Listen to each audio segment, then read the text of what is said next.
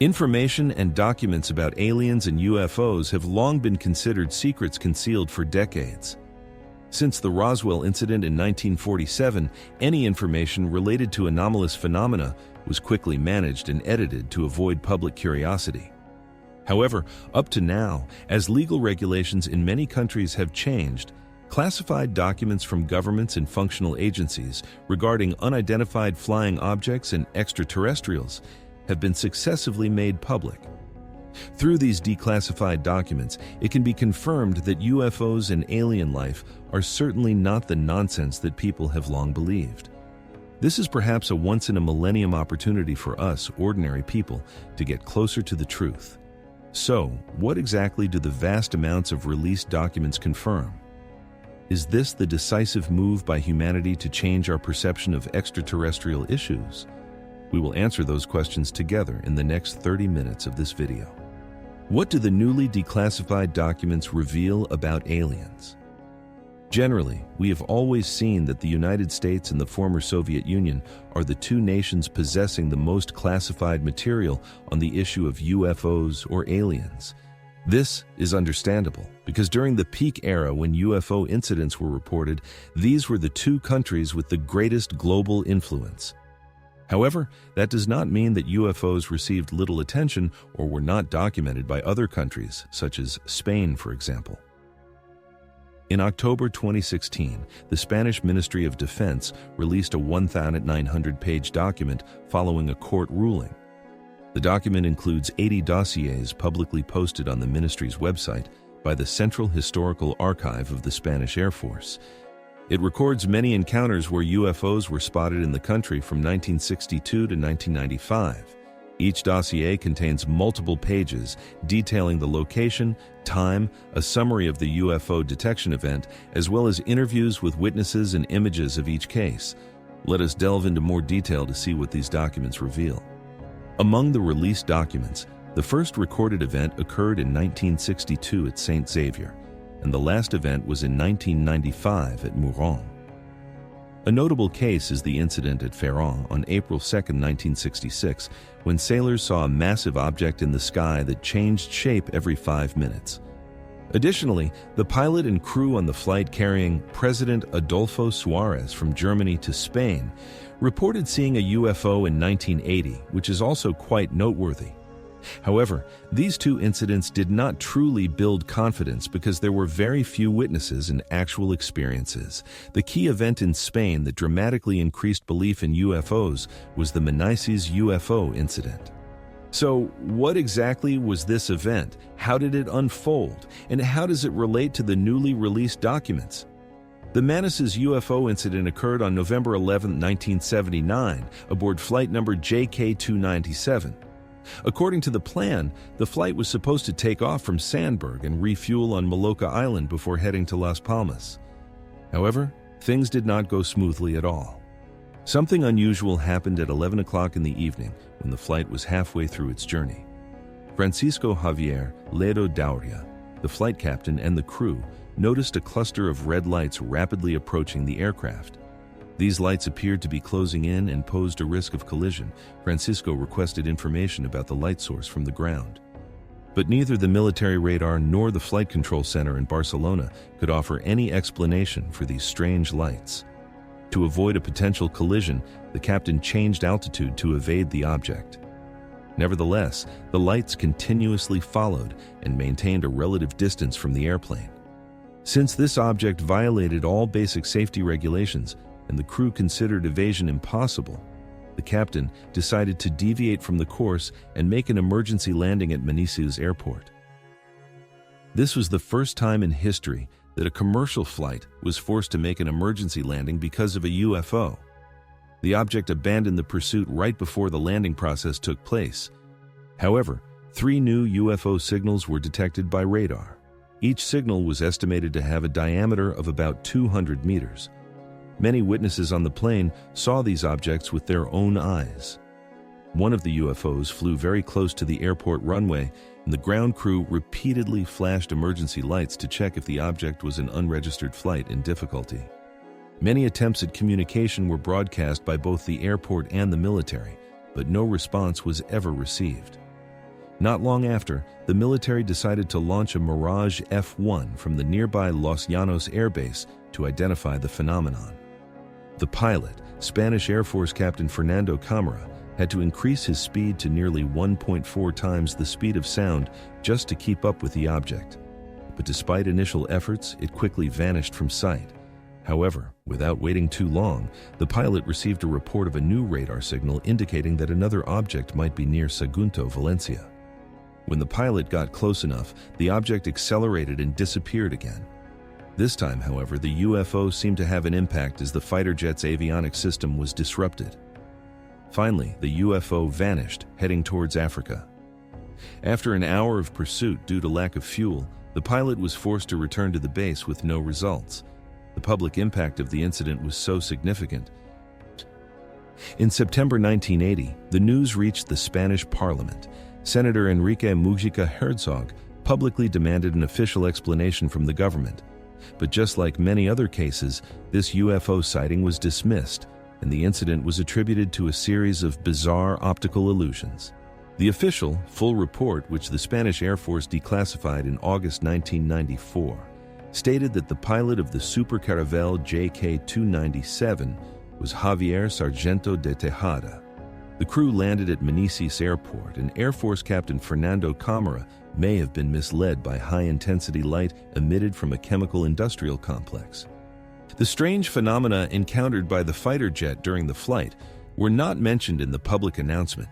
However, the electronic system failure on the Mirage F-1 aircraft could be explained by the presence of the United States 6th Fleet stationed in the area, using extremely powerful electronic warfare equipment while awaiting the outcome of the Iran hostage crisis.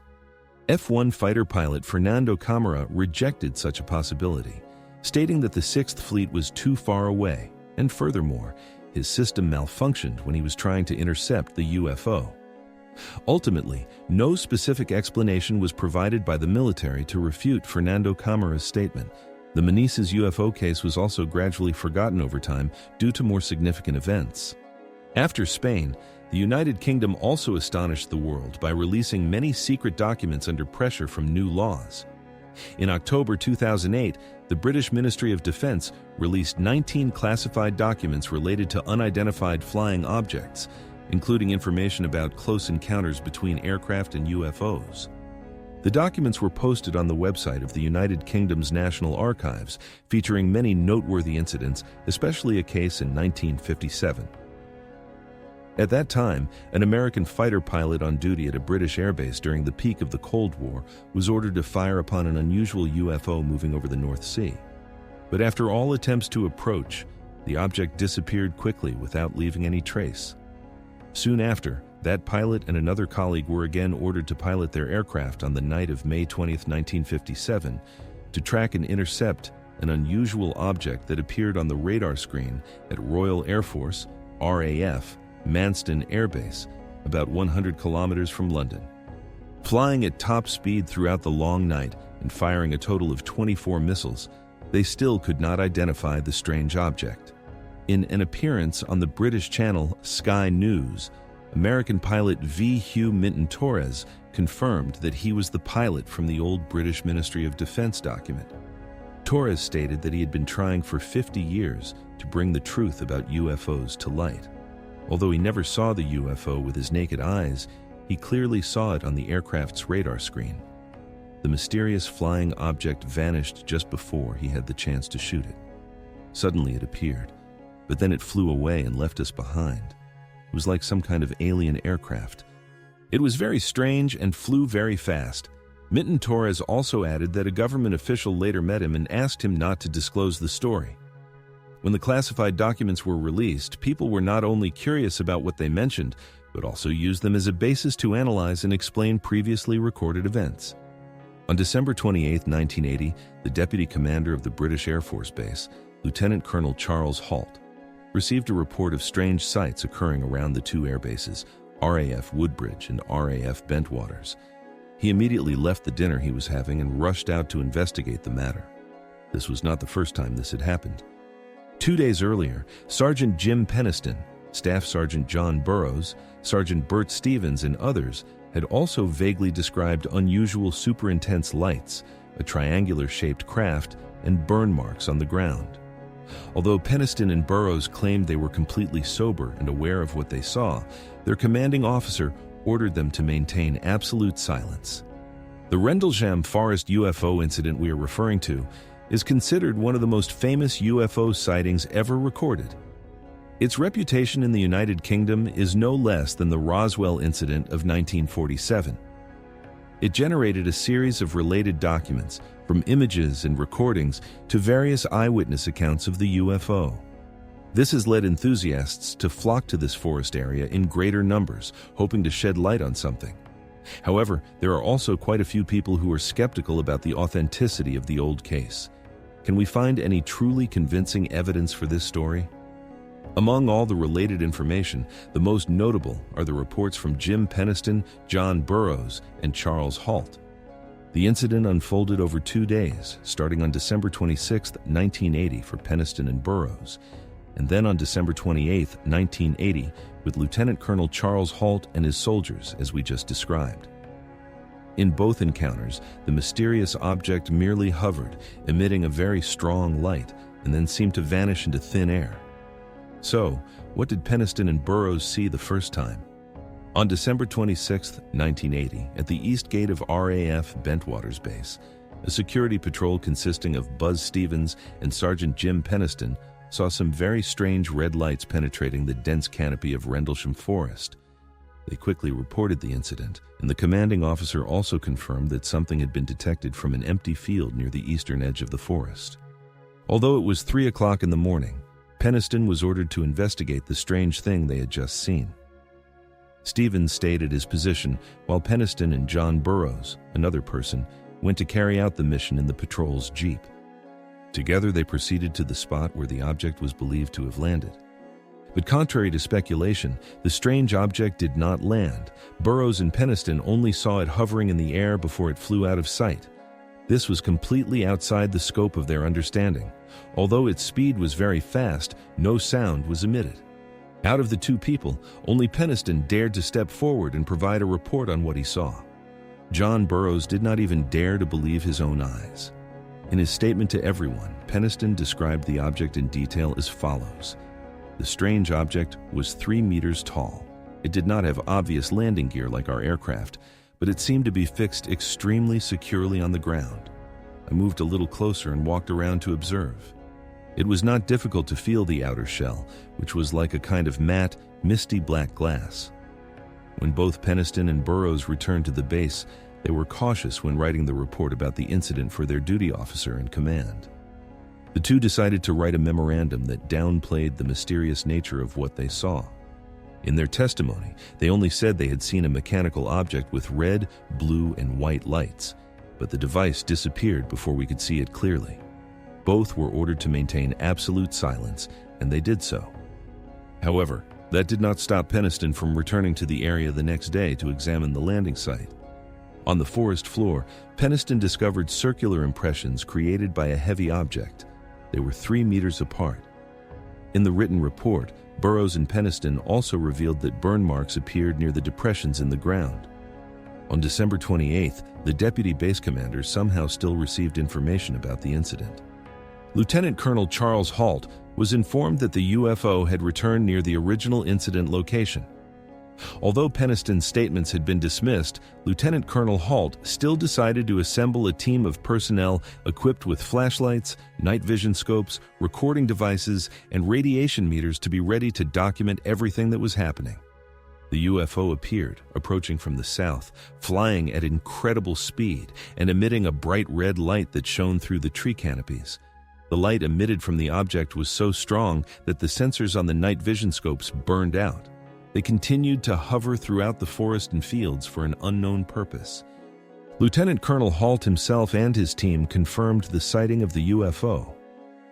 Halt shared his story with the Office of Special Investigations like Burroughs and Peniston. He was asked to keep silent to protect his own reputation and, more importantly, the reputation of the British Air Force. Even so, Lieutenant Colonel Halt, was allowed to write a detailed report to the Ministry of Defense about the events that had transpired. Thanks to the Freedom of Information Act, Lieutenant Colonel Halt's report was later made public for everyone to read. Curious individuals went to the site and analyzed the evidence for the Rendlesham Forest UFO sighting. And then we began to have some contradictions arise. On January 25, 1985, The Guardian published an article discussing what was seen during the Rendlesham Forest UFO incident. Before attracting the attention of The Guardian, a mysterious pilot using the pseudonym Art Wallace participated in many television and local newspaper interviews about what he saw on December 26 and 28, 1980. Art Wallace claimed to be a witness along with Burroughs, Peniston, and Halt. However, this person's information seemed much more detailed than the other three. In Wallace's story, he claimed that Lieutenant Colonel Halt and his group of soldiers met the landed craft and introduced our planet to small extraterrestrials. This account contradicts what Lieutenant Colonel Halt stated, as he only mentioned that he and his personnel witnessed the strange lights. Halt never mentioned any information related to meeting extraterrestrials in the recorded report or transcript he reported to the Ministry of Defense. Because of these contradictions, Halt, Burroughs, and Peniston avoided Wallace because they felt his inaccuracy was undermining what truly happened that night. In June 2010, former Lieutenant Colonel Halt agreed to re-record his memories of the Rendlesham Forest UFO incident in a 2-page transcript. Unfortunately, his own memories contradicted the direction of the lights, the location of the landing spot, and the number of objects that appeared in the sky compared to his previous report. A large segment of the audience and those interested completely lost faith in the event. Trying to explain the phenomenon from a more realistic perspective, many people suggested that what the soldiers saw was actually a meteor shower in southern England. The British Astronomical Association reported an extremely bright meteor shower occurring at the time Lieutenant Colonel Halt was searching for UFOs. The intensity and brightness of the meteor shower could have caused the blinding hotspots that burned out the night vision scopes. Another opinion suggested that at the same time as the meteor shower, the soldiers may have seen the light from the Orfordness Lighthouse, which was considered the brightest lighthouse in the United Kingdom at the time. With many different alternative explanations, the Rendlesham Forest UFO incident seems unable to find the most reasonable answer. And to this day, the forest still attracts many visitors each year seeking the truth. The 19 classified documents related to unidentified flying objects released by the United Kingdom may open hope for the decoding of this famous UFO incident. In 2012, the British Ministry of Defense continued to declassify about 4,000 pages of documents on UFOs, including reports of people seeing strange flying objects, letters, and questions from members of Parliament. These documents, collected from 1981 to 1996, describe many of the most famous UFO cases in the 80s and 90s. For example, one document shows that in July 1996, a strange yellow flying object appeared above a cemetery at Hatcheside, England, and shot a high-intensity beam of light onto the ground. When the police arrived at the cemetery to investigate, they found 4 smoking railroad tracks, one of which had a hole with a diameter of about 10 centimeters. Classified records of the British Ministry of Defense also document the UFO pursuit incident. From November 1989 to April 1990, the Air Force repeatedly had to scramble jet fighters to chase after UFOs. The transparency moves from Spain and the United Kingdom have somewhat helped us get closer to the truth. Importantly, this was also the signal that forced the United States to take corresponding action. What did the United States do in this situation? Did they publicly disclose anything else? In the United States recently, state agencies such as the Central Intelligence Agency, CIA, the Federal Bureau of Investigation, FBI, or the National Security Agency, NSA, have also successively released declassified documents about extraterrestrials. Most recently was the release of classified CIA documents in November 2016 after many long-standing legal efforts by freedom of information advocates. Among the documents are reports of flying saucers. There are many documents recording UFO sightings in the area around the Himalayas.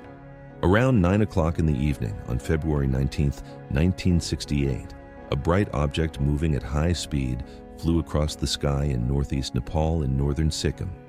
The strange object was elongated and emitted red and bluish-green light trails. A sound like rumbling thunder came a few seconds after it appeared. 3 days later, in Thimphu, the capital of Bhutan, another strange object was spotted moving at high speed, making no sound but emitting a bluish light.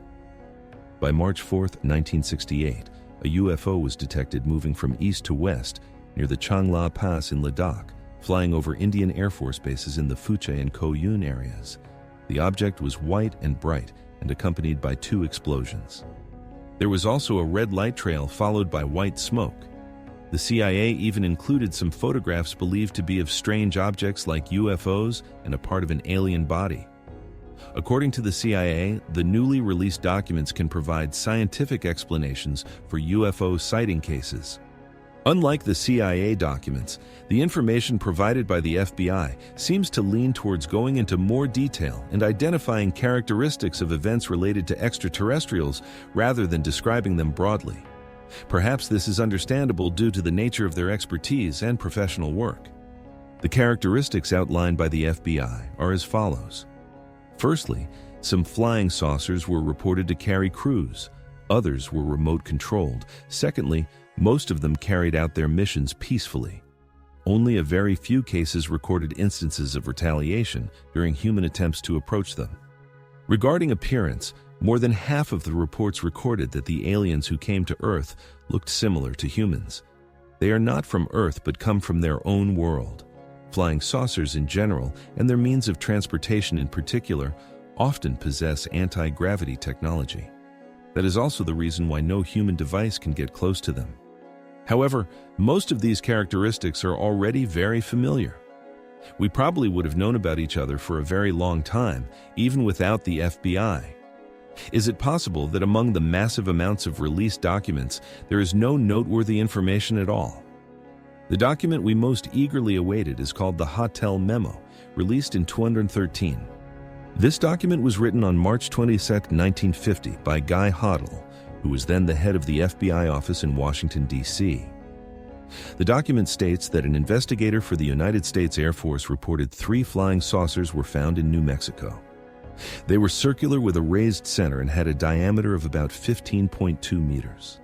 Inside each flying saucer were 3 human-like beings, but only about 1 meter tall. They wore suits made of metal with an extremely fine texture. These suits covered their bodies completely, similar to those of pilots. Some people have linked this document to what is believed to be the cover-up of a UFO crash in Roswell, New Mexico. But the FBI claims that the Hotel document appeared nearly 3 years after the shocking Roswell incident in July 1947. There is no reason to believe that the 2 incidents are related. The release of documents, whether from the CIA or the FBI, gives the feeling that they are very reluctant. There are no signs that the most important information will be brought to light by them. Nonetheless, these new documents are the result of decades of struggle by various organizations interested in the UFO issue. Simultaneously, this is also a major impact that reinforces many bold pieces of information that were once thought to be wildly speculative and always doubted. A prime example of this is the hypothesis of an underground alien base that we will explore now. The village called Dulce, New Mexico, is home to fewer than 3,000 residents. The place does not even have traffic lights and is only famous for having the Jicarilla Apache Reservation. However, this small and modest community has become a special attraction for the curious and those who follow alien conspiracy theories for many years now. Most of them believe that beneath the town is a secret 7-story military facility known as the Dulce Base. For decades, many people have spread the rumor that extraterrestrials have conducted experiments on humans with the assistance of the United States government right at the secret underground facility in Dulce. The recorded information began in the 1970s when Officer Gabriel Valdez discovered strange light marks in the sky and a mutilated cow on the ground in Dulce with unexplained cuts. In the book A Culture of Conspiracy, author and researcher Michael Barkin suggests that cattle mutilation cases with a series of inexplicable cuts are often associated with people seeing UFOs. This researcher even emphasizes that the border area of Colorado and New Mexico became one of the most famous locations across the United States for alien encounters in the early 1980s. Having researched extensively on aliens and explanations for the appearance of UFOs on Earth in the 1980s, Paul Bennewitz, a physicist and businessman, shocked public opinion with the claim that the government was conspiring to partner with aliens to dominate humanity. He noticed that his electronic equipment was neutralized whenever he tried to enter the Albuquerque area in New Mexico. Therefore, Bennewitz believed that aliens were trying to cause interference to prevent humans from accessing the area. In 1988, he undertook a project named Project Beta and warned of the risk of humanity being attacked by aliens in the future. Following Paul Bennewitz's accusations, military experts in the Central Intelligence Agency, CIA, repeatedly intervened, continuously presenting evidence that he had mental health issues. They even placed him on a list of subjects to be closely monitored. The intensity of the United States authorities further fueled public suspicion that they were trying to erase all traces of the existence of the Dulce Base from prying eyes. In May 1990, UFO researcher John Lear claimed to have obtained 4 independent pieces of evidence that the 7-story underground structure was real. Lear was a former pilot and had worked for the government. He was also the son of the founder of the Learjet aircraft. Therefore, many people trusted his assessment. In his research, Lear even went into detail describing many different alien species believed to have visited Earth. Many of Lear's arguments have become the foundation for subsequent claims about the alien base in New Mexico. It can be seen that when information about UFO incidents or aliens is released, a certain amount of turmoil has occurred, although it is not overly alarming. Nowadays, countries are becoming more open to this issue and are willing to discuss it publicly. Just at the end of 2023, the Mexican Congress even held a hearing regarding 2 alleged corpses of extraterrestrial origin. In the not-too-distant future, it is very possible that we will no longer have to analyze the truth or falsity of the information. Information is always the decisive factor in many major issues.